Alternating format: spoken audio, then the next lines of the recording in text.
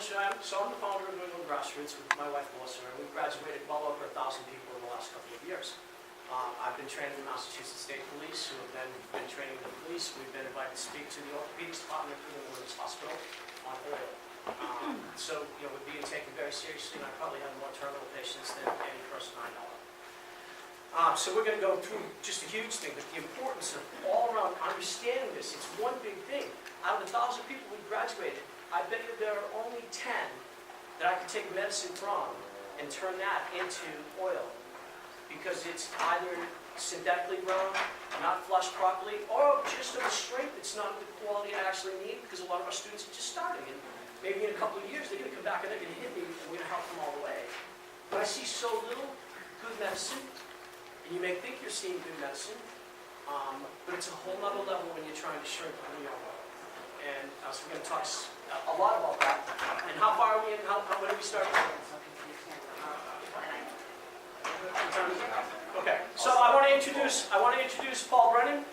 Paul has been with us for 3 years now, and he is our soil instructor. He is going to be doing cloning later. He's an all-around fantastic guy who helps many different projects. He travels the country and the world doing humanitarian good deeds, so I'm awfully proud of that. And he sticks with everything he says. We are organic farmers who care about you guys. You won't hear any crap from us. We don't talk about products we don't use. We're not here for the money. Paul's going to give you an awesome demonstration now. This is the beginning of what we get to as we roll along here. So thank you all. Paul Brennan. Thanks, Mike. So Mike gave a really good intro there. I'm here today to talk to you guys about soils and growing organically. And like Mike said, there's a reason why we do that. And everything that I'm going to talk to you about up here right now, I'm not going to necessarily tell you how to do all of this. Basically, I'm going to try to break down the why. And the reason, like Mike said, is because, especially at Grassroots, we're advocating medicine and to be as harm reductive as possible when using cannabis. And whether or not it's cannabis or our food, organic, just all around is sort of a way to go if you're trying to be as health conscious as possible. Especially more so than food, because you're inhaling cannabis often. And so when we grow this way, like Mike said, we always want to know exactly what's going into our medicine. And the main reason we do this is so that with our finished product, it's what we know is not in our medicine. When you grow synthetically, you can get some amazing medicine. You're going to get awesome recreational product. You can get a lot of it. It can smell good. It can look real good. But cannabis holds onto stuff. It's very hard to get it to get rid of the things that you give it. That's why they're using it right now in like Chernobyl to clean up radiation, because it'll actually suck things out of its environment, hold on to it, and then never let it go. So even if you do a full proper flush with synthetics, you get left with little bit trace amounts of heavy metals and stuff. That's why we have such strict policies here in the state where they're testing things for heavy metals. When you're growing this way, you're not adding any of that extra stuff that has to be used in order to make the nutrients soluble for the plant to be able to take it up. They have to kind of give it a carrier where it has like some sort of a salt or something that delivers it to the roots and makes it so that the plant can absorb it and use it. What we do is we grow everything organically so that we basically create a living rhizosphere. It's biologically active. What we want to do is have, instead of, this is how I like to say it, my friends who are growing hydroponically, and they have to measure everything out down to part per million. They have to have the pH perfect. They have to have everything just so, and they're in there with their measuring cups and all their little things, because what they're doing is they're playing God. They are trying to do everything that nature would do on their own, bit by bit. I try to recreate nature and let it do its own thing. So whether you're growing organically, like we have this line over here, that is very similar to growing synthetically as far as the process. You have to have all these different ingredients, all these different nutrients that come in bottles. Some of them are dry nutrients that come in a bag. And our feeding schedule, you have to apply those at certain times, certain dosages. You have to measure your parts per million. You have to have everything pH properly. And then when it comes time to flush, you do still have to try to flush some of that stuff back out. it doesn't have all the synthetic in it, so it's going to be a cleaner medicine in the end. That contrasts differently from a super soil, and this is actually my preferred method of growing. And what we do with super soil is there is no nutrient vitamin to follow. You don't have to measure anything every day, you don't have to add nutrients, because we mix all of the stuff that the plant will need into the soil ahead of time. So just like your nutrient lines, whether they're synthetic or organic, you need your 3 basic macronutrients that all plants need to grow and thrive. You need your NPK, your nitrogen, your potassium, and your phosphorus at different stages of development. You do that with your little measuring cups when you run a nutrient line. All of that stuff, your NPK, your macronutrients, in addition to your minerals that adjust for pH, your calcium and magnesium, and all of your micronutrients that nobody really talks about, like your molybdenum and your sulfur and all of your other little things that are needed for the plant to, to do its enzymatic actions and move chemicals around and do what it needs to do to grow. All of that in these different bags of organic material, wherever they come from. I do use Coast of Maine for my products. But you add lots of different stuff. Guanos, bone meals, alfalfa, kelp, all these different things give you your N, your P, your K, plus your micronutrients. Mix it all in a big, giant tub. I get in there, I'm up to my hands in it, I spread it all around. After it's all mixed thoroughly, you mix up all of your bags, all of your different stuff, you measure it all out, water it in, moisten it with some mycorrhizae and some beneficial bacteria, and I actually they call it baking. Let the soil cook for 30 to 60 days. Keeping it moist, I cover it with a big giant beach towel. You feel it. It actually feels warm, because at that point it's becoming biologically active. Everything that is alive in the soil is multiplying, is doing what it needs to do to make it as rich and healthy and as nutrient dense and nutrient available as the most healthy soil anywhere in any forest on Earth. To the point where you can actually put earthworms in there and they can live, because there's nothing in there that can kill them. Everything is as natural as it can be. After it goes through that process, it's all been cooking, baking, it's warm, you take the towel off, you'll actually even see a little layer of the white mold. This isn't the same mold that's going to kill your plants, this isn't bud rot, this is a natural fungus that's in the soil because it's alive. It has all of the funguses that help transport nutrients into the roots, it has the beneficial bacteria. That mold is a sign that's a good sign. That's a sign that your soil is alive. At this point, when you put your plants into that, this is supposed to be basically a water only from start to finish. From the time you put it in there as either a clone or a seedling until it finishes that flower. Excuse me. You can water only. You don't have to use any of these nutrient lines. You don't have to measure everything out. As long as you have water that is fairly accurately pH. Not a cube, just water? So, you can do just water, and you're going to get some pretty good medicine, and you'll probably have a fairly good yield.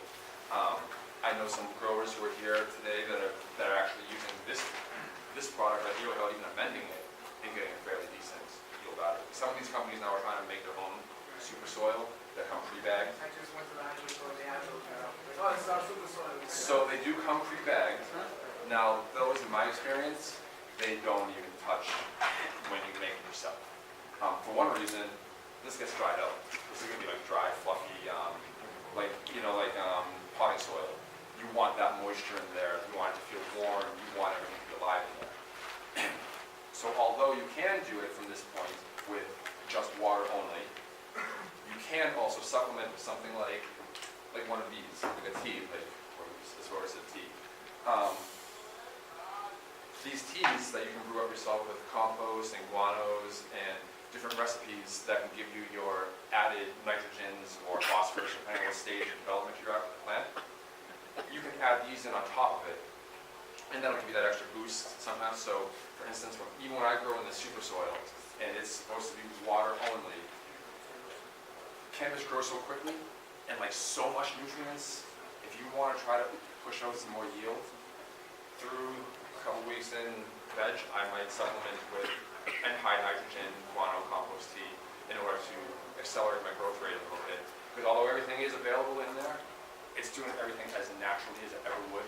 It's not the same as when you have just roots hanging into a solution and you dump a bunch of nutrients in there. It just has nowhere to go but up the plant, and you can see results like that. You don't quite get as quick results with this. You're also not going to get anywhere close to the yield in the end as what some of these guys are getting now out of these, deep water culture automatic systems with 1,000 watts over individual plants, and they're that big indoors. But what you're going to get is quality. There's nothing to flush out of this.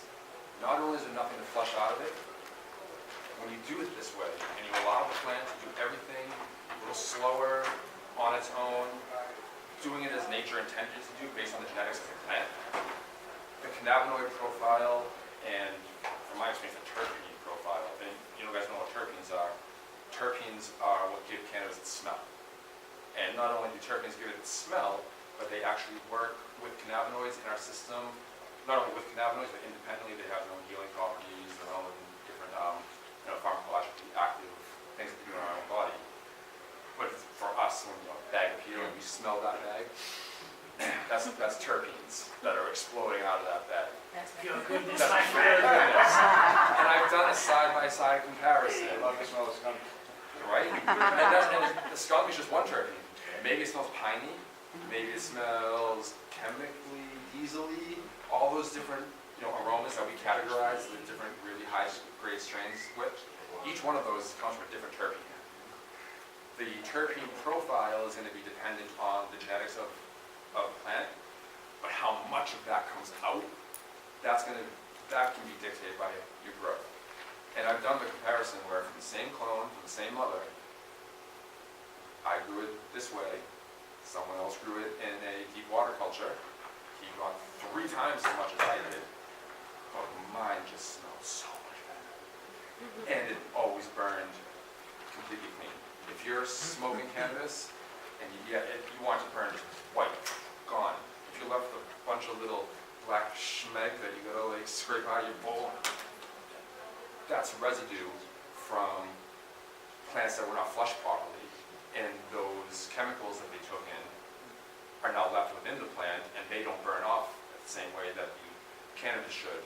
So you're left with little bits of not good stuff. Not going to happen when you do it this way. I mean, you'll get resin that builds up from any combusted, that builds up on any pipe, but you're not going to be left that little chunk of hard stuff that's like, why won't that burn? And why do I have to take a toothpick now and find it? And there's too much of that in our ashtrays. Exactly. There's way too much in our ashtrays. So the reason we do this, like I said, is the why.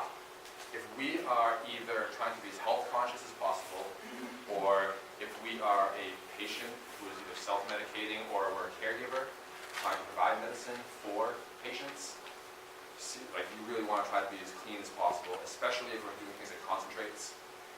If you're concentrating something and we're trying to get an oil that has 95% THC, well, if there's a whole bunch of other stuff left in that plant, we're concentrating that too.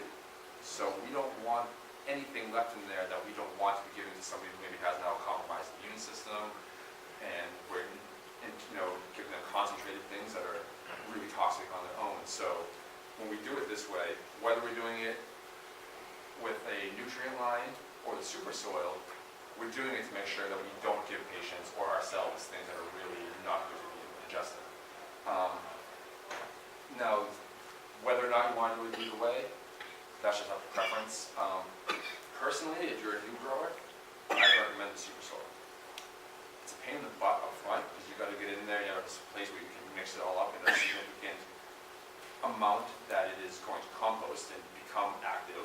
You need at least, it's very hard to do in very small batches. But at that point, because it is basically water only, it's kind of a no-brainer. It's really hard to mess up. If you have a nutrient line and you're kind of not paying attention and you don't have your parts per million right and you've got too much nitrogen or too much whatever at the wrong point in time, you can really damage your plants. If you don't kill them, you can set back your growth rate inhibit your production, you limit your yield. With this is also a self-regulating system. When you have that super soil, it kind of self-regulates pH. Even if the pH wasn't perfect, I mean, I'm not telling you to go give it like a 9 or a 3, but if you're off a little bit, it kind of self-regulates itself because of everything you have in there that is built in there just to do that. So you can't really mess up. So if you're on a limited budget and you can't afford to trial and error and figure out what's going to give you the most, you just want the best right now, this method is the super soil. That's really going to give you the least opportunity to open the tent one day and be like, oh no, why don't the tents there? So yeah, so ease, quality, that's why we go super soil. And I kind of applied that, to any of your tomatoes up here. When we don't do super soil, put that stuff out in the garden. Because like I said, it's a slow process. The plants don't always take everything in that quickly. You grow your tomatoes and last year's super soil from all your plants, man, your tomato plants are amazing. They're awesome. They're awesome. So, organics, that's why we do it. We want to, give ourselves the best medicine, provide the best medicine we can for our patients, especially if we're doing something like what Mike's going to do later, concentrating things, and really, kind of attack some very aggressive diseases and stuff. So, and you can't mess it up. It's always good. So, if you guys have any questions? Are you going to be going into some of what goes into a super soil? So, I can go on, yeah. What we put into a super soil, I always start with some sort of a base. Use some sort of an organic lime potting mix. Like if you were going to use Roots Organics, you'd go with like one of these things. Even these things are supposed to be bag super soil. I usually start with those and then even amend them further. But when I'm making from scratch, I'll use 2 different products from Coast of Maine, where I'll use 2 different composts, plus a potting soil base, plus a bag of manure. Then a little bit of all these things, like I said, that we're trying to get your NPK plus your micronutrients. And there's several recipes for this. We kind of have one. We followed this guy called the Rev, and he does a system called True Living Organics. There's another guy out there called Subcool, who's goes back to the days. So I've seen recipes online, so you can pretty much, You take one of those, and this is where it starts to become fun with cannabis growing. With cannabis growing, you're always doing this dance back and forth between science and art. I can tell you that cannabis, or any plant, needs NPK, this nutrient, that nutrient, water, temperature, humidity at these times. It's up to you then to figure out what your individual plant that you're growing likes best, what it takes in best, how it grows. You start playing around with it. You go on, you find your recipe online, and you go like, I'm going to do like the Rev does. And you go to your grow shop, and you're like, oh, well, they don't have this and this, but they do have this, and it's kind of the same. You start playing around with it. So I started with those recipes that you've probably seen the same ones. Amazon, and really, I find like everything that's pretty much on the list, Yep. But, So you just go with it from there, and you start playing around with it. Maybe you find that your particular strain that you're growing is like, by just a couple weeks in, it's already starting to go yellow. I'm like, oh shit, this plant likes a lot of nitrogen. Let me add more of the high nitrogen guano, or whatever it is, the blood meal, whatever it is that you're adding into that soil that you need. So it's time, because you can't really add soil to anything. no, and that's where teas would come in. If you notice all of a sudden it's going yellow, you're like, oh, next time I know my super soil needs higher nitrogen. To fix it real quick now, I'm going to have to give it a high nitrogen tea for the next couple of weeks. And that's a liquid kind of concept. That's a liquid. So the way these teas work, this bucket here, in the box, the whole little pink caboodle comes with like a fish tank bubbler and a little bag that you put the compost and the guanos and the stuff in. You just pull the string on it, and it's like a micron bag, a mesh bag. You stick it in there with the fish tank bubbler, and it turns away for a couple days. All of the good nutrients come out of the solids. And then part of the whole kit is a little nozzle on the bucket. It's a little nozzle so that you can just right into your watering can or whatever it is that you're doing. And there'll be different recipes for that. Maybe it's... Do you put that into your soil, or do you just... No, then the tea bag comes out and you clean this out, and that's dump it in with your tomato compost or whatever. But Do you dilute what comes out of there? or you just pour it straight? It all depends on, again, your recipe, what you're starting with, how much you think you need going into the plant. Maybe you follow the recipe and you pour it on your plant, and you're like, oh shit, you burned it. Now I know I have to dilute it. And that can depend on the plant. You know, I have a couple different strains in the same room where what might burn one, the other needs is turn yellow. So that's getting to know your plants, and that's where you start walking that path toward what would be considered a master grower. You can look at a plant. That's what all a master grower is you just look at your plants, and you know based on your plant what it needs, and you know basically how to go figure out what it's going to need to take to do it. It's not like any sort of like, we all get a certificate that says, I'm a master grower and I know everything. It's always learning. I'm a master grower and I learn every day. Right? Every day. I grow really well, and I don't consider myself a master grower by any means. I consider myself a master grower because I can mix 16 nutrients. Right on. Now see, and that's the thing about this, when I said this is kind of zero error, where, you know, she can mix 16 nutrients, but she better be on her game. Because if one of those nutrients is off, you come in the next day and something's either burned or dead or whatever. I'm down there, my soil's already ready to go, and I'm like, water. Is this Wednesday? Oh, I should have given tea yesterday. Oh, well, shit, I'll wait till tomorrow. No worries, because it's not going to, it's not the same. It's not going to burn something the same, you know. I'm just going to hand the microphone to people so they can actually hear the Awesome. question, and then you can hand it back, and I'll find another person, so go.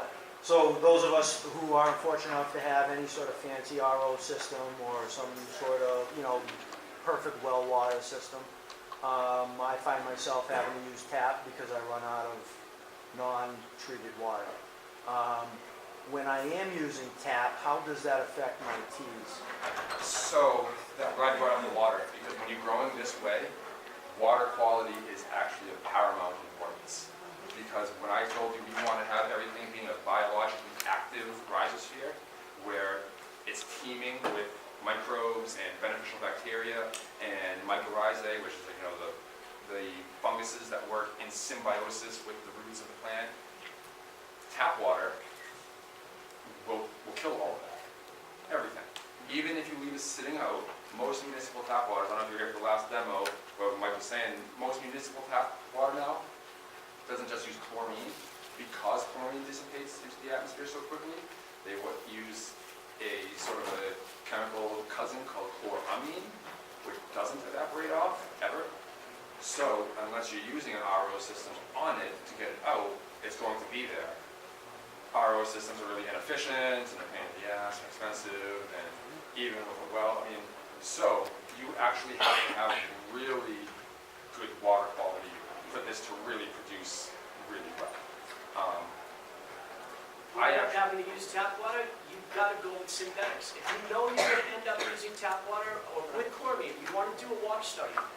MWRA usually has chloramine in there now, but do a water study. I'm lucky in a couple of places I've been, and they don't have it. I can dissipate my chlorine out. But if you're going to use some of these products, and we're really trying to get those microbes to do their job, and then you add in that tap water, you kill every one of them. And that's the thing that we're trying to explain to people, that you can buy all this great stuff, and then just go right to that water and kill everything that's in those bags. You might as well just start with soil out of the yard. So you've got to really be careful on your water. I have another water question, actually. What about arsenic? Arsenic is in a lot of well water. Is that an issue for plants? Does it take it up and concentrate it, or is it something you don't worry about? It depends on the well, and that's absolutely true. We've had some that we couldn't use the well water at all. And again, you have to do a water test, even if it's your own well. I've had a well that it was a shallow well. I couldn't drink the water or even bathe in it. So you got to give me more than well water. You've got to do that testing. You've got to find out what's in your well water. Sure, but is arsenic a problem? Arsenic can be a problem depending on your level. Arsenic is allowed. Arsenic grows naturally in cannabis. So there is a level in cannabis of arsenic. The Massachusetts Department of Public Health allows a certain amount, and that's why the governor actually gave our first 2 dispensaries that opened waivers, because they didn't have the testing right. They were testing for arsenic levels that are natural in cannabis, and they kept saying to us, there's arsenic in it. I'm like, yeah, there's arsenic in cannabis. When it comes to things like arsenic, and this is true of any toxin, It's always potency that determines toxicity. You know, arsenic is only toxic at a certain level within the human body. That's true of anything on Earth. There's a water toxicity. You try to drink 8 gallons of water in 1 hour, you'll die of water toxicity. So, like Mike said, there is natural levels within things. Same thing with like heavy metals. That's one thing that we test for really strict in this state, and that even some organic growers are having trouble with because certain levels of heavy metal just exist. Naturally, this is an organic soil that is composted right in Maine, but heavy metals just exist. There is nickel and there's lead and there's things everywhere. It comes down to what is actually toxic for us, and in our attempts to be really safe, we're kind of over-regulating it to the point where you're like, well, we can't even sell a product because you're asking us to test below the naturally existing levels in the world. So it's just important to know that with anything else, it's about the level of it. So if your well is testing really high for something like arsenic, remember that cannabis takes in and holds on to everything that it can. So if there may be a natural arsenic production level within the plant, but if you're introducing a whole bunch of extra arsenic, I probably wouldn't want to smoke your cannabis.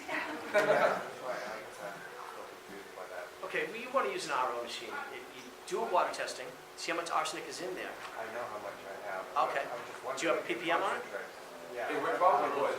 Oh, okay. I would imagine that it would, I don't know if it can be flushed out of the plant. You'd have to, that particular, It's gonna stay in you know what I mean, we'd have to research whether or not arsenic stays or is flushed out. So, How about drawing straight from a pond? depends on what you're, I mean, I so for myself, I get my water straight from a spring where a pipe comes out of the side of a hill in a state park. We do the same in Maine. And I've had it tested, and it tests perfectly at 6.3 pH, Lucky. and it's clean and awesome for me. If your pond water tests clean and you get away with producing great medicine, go for it. I'm not gonna tell you not to. Yeah, it's way better than some of the Yeah. WRA water that I get pumped to me. So yeah, just check it out. You know, of course, we don't know the size of your pond and whether it's Right, you wanna clean, make sure it's you know what I mean? But moving. absolutely great. We use river water up in Maine. We have a river in the backyard. For years, we used river water, and it was just the best. I mean, How about filtration with that? we weren't even doing filtration at that point, but you have to see what's in it. I can't tell what the PPMs are when you draw that out. Again, I test everything. It's worth it because the cannabis, it's worth so much time, money, value to us that we've got to start off right. You know what I mean? So it's simpler to pay the $25, send it to the University of Mass, so, you know, there's lots of places that do it. You get back your levels, and then you can deal with that. You know what I mean? But you got to know what you have. Yeah. You just You have gotta have a baseline for it. Yeah, it would have to When be you start. constant, you know, probably like, what would be like the best time to test it, like once a month or?